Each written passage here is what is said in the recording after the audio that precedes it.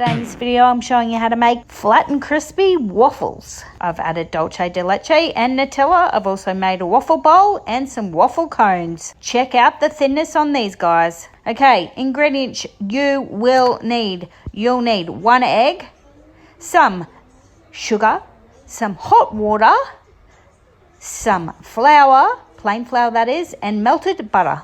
In a bowl, crack the egg open, give it a whisk. Once all whisked together, add the sugar. Whisk till nice and fluffy. Once all that's done, add your hot water. Give it a quick old whisk.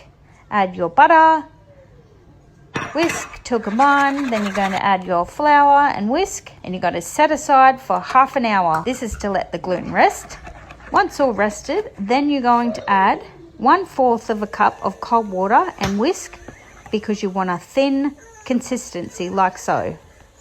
See how runny and thin it is? Heat up your flat waffle iron, add your mixture on, and cook your waffle.